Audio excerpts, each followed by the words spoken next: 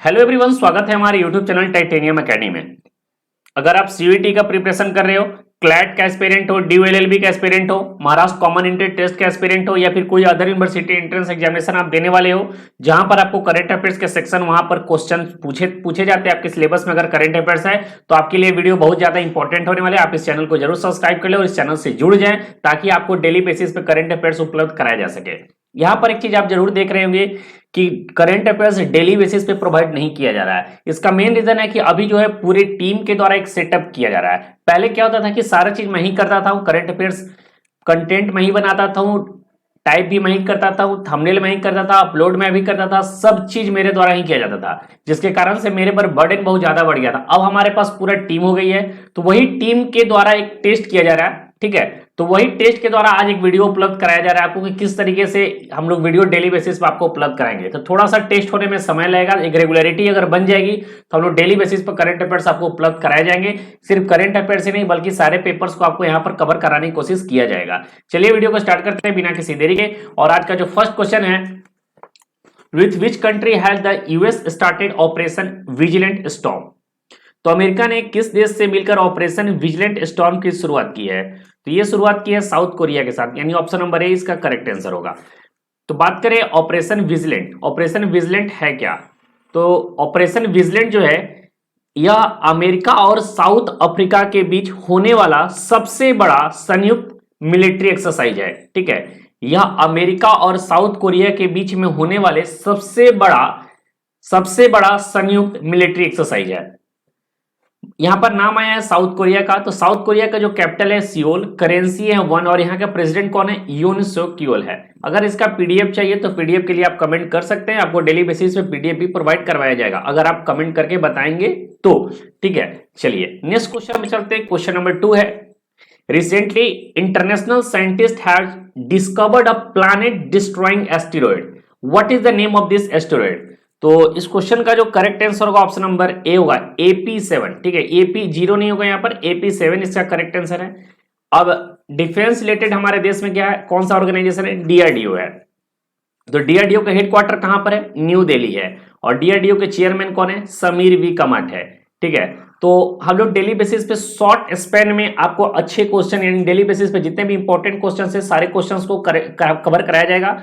अगर आप डीयूएलएलबी दे रहे हो, चाहे सीयूईटी दे रहे हो, चाहे क्लैट दे रहे हो, कोई भी एंट्रेंस एग्जामिनेशन दे रहे हो जहां से करंट अफेयर्स क्वेश्चन पूछेगा, तो आपके लिए वीडियो बहुत ही ज्यादा इंपॉर्टेंट है। आप इसको डेली बेसिस पर मेंटेन करने की कोशिश कीजिएगा, जब से डेली बेसिस पर सारे वीडियो को उपलब्ध आपको कराया जाएगा। चलते हैं नेक्स्ट क्वेश्चन के ऊपर। Which state has launch CM dashboard and CM उपहार पोर्टल? तो किस राज्य के द्वारा सीएम डैशबोर्ड और सीएम उपहार पोर्टल को लॉन्च किया गया है? तो ये लॉन्च किया गया हरियाणा के द्वारा, यानी इस क्वेश्चन का जो करेक्ट आंसर होगा ऑप्शन नंबर ए होगा, हरियाणा।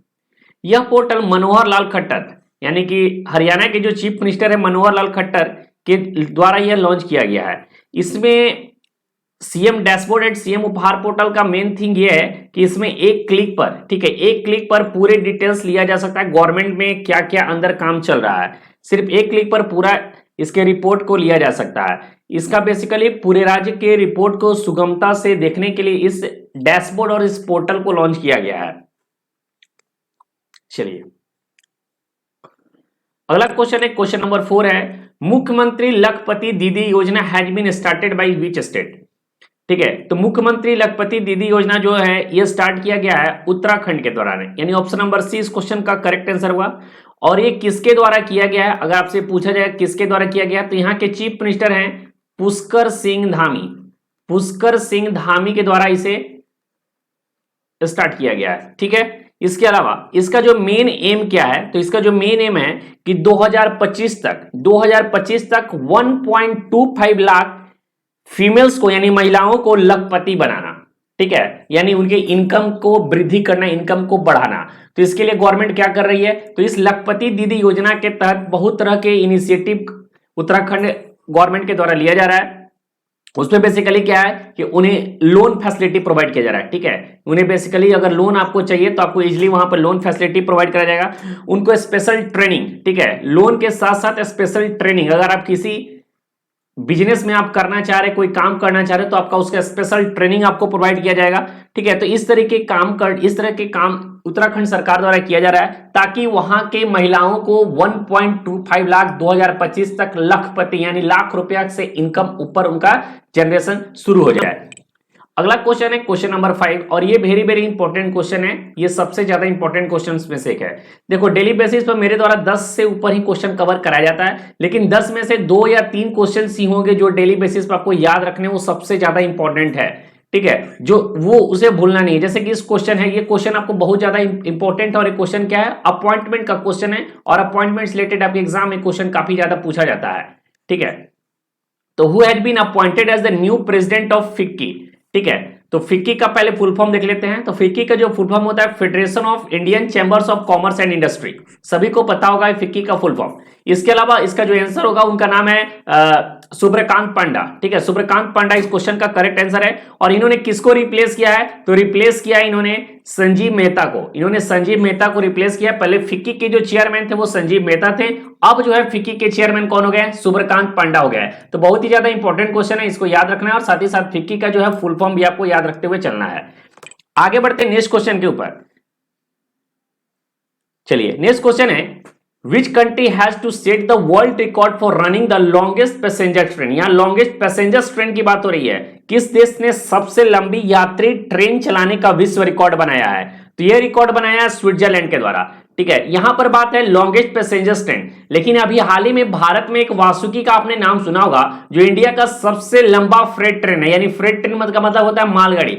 भारत का सबसे लंबा मालगाड़ी है, जिसका जो डिस्टेंस था वो 3.5 किलोमीटर लंबा था, और इस पे टोटल 295 के आसपास डब्बे हुए थे, 295 के आसपास डब्बे लगे हुए थे, और साथ ही साथ ये 27,000, ठीक है 27,000 टन माल लेकर एक जगह से दूसरी जगह पर ये गया था।